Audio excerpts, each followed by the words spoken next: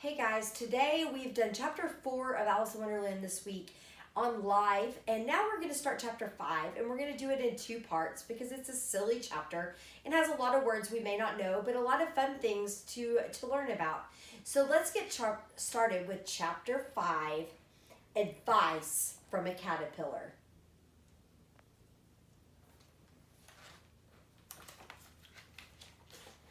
The caterpillar and Alice looked at each other for some time in silence.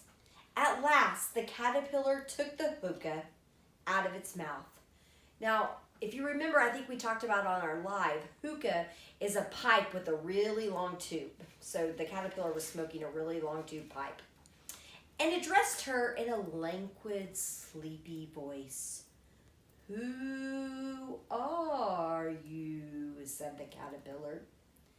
This was not an encouraging opening for a conversation. Alice replied rather shyly, "I hardly know, sir. Just at present, at least.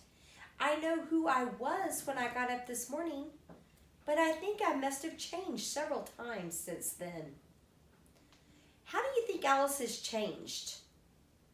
Well, one way she's become taller and shorter, and she's seen different things, and she's done caucus races and seen lots of made-up things. Do you think she's changed so much that she's no longer Alice? Think about that as we keep reading. "What do you mean by that?" said the caterpillar. "Explain yourself."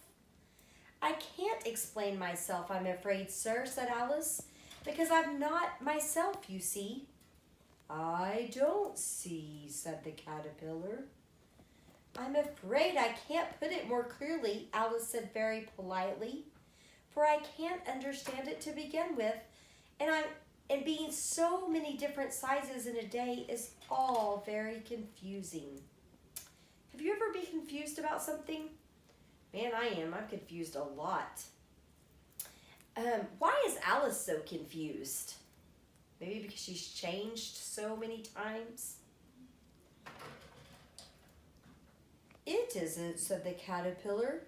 "Well, perhaps you haven't found it so," said Alice. "But when you have to turn into a chrysalis, and will someday, you know, and then after that into a butterfly, I should think." So butterflies, they do a lot of changing before they become butterflies, and we're going to be studying butterflies in science here in about a week or so, and even we're going to have butterflies that we're going to watch form chrysalises from caterpillars, and through that whole process of being a butterfly in just a couple of weeks. You'll feel a little queer, won't you? Now remember the word queer. We've seen that many, many times, and it means strange or odd. "Not a bit," said the caterpillar.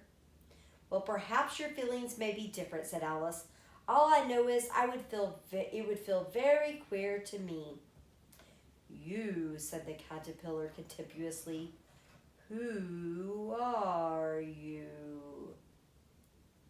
Which brought them back again to the beginning of the conversation.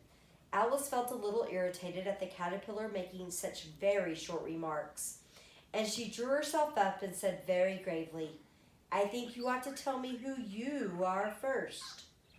"Why?" said the caterpillar. Here's another puzzling question, and as Alice could not think of any good reason, and as the caterpillar seemed to be in a very unpleasant state of mind, she turned away. So why do you think Alice left? Was the caterpillar kind of being grouchy? "Come back," the caterpillar called after her. "I've something important to say." This sounded promising, certainly. Alice turned and came back again. "Keep your temper," said the caterpillar. "Is that all?" said Alice, swallowing down her anger as well as she could. So remember our virtue of self-control, doing what we should do even if we don't feel like it. This is what Alice is doing here. She's swallowing down that anger. She's not saying what she wants to say. "No," said the caterpillar. Alice thought she might as well wait, as she had nothing else to do. And perhaps, after all, it might tell her something worth hearing. For some minutes it puffed away without speaking. But at last it unfolded its arms, took the hookah out of its mouth again, and said, "So you think you're changed, do you?" I'm afraid I am, sir, said Alice. I can't remember things as I used, and I don't keep the same size for 10 minutes together. Can't remember what things, said the caterpillar. Well, I've tried to say, how doth the little busy bee? But it came out dull different. Alice replied in a very sad voice. Repeat. You are old Father William, said the caterpillar. Alice folded her hands and began. That's all for today, and we're going to find out how the poem goes when you listen to chapter 5, part 2.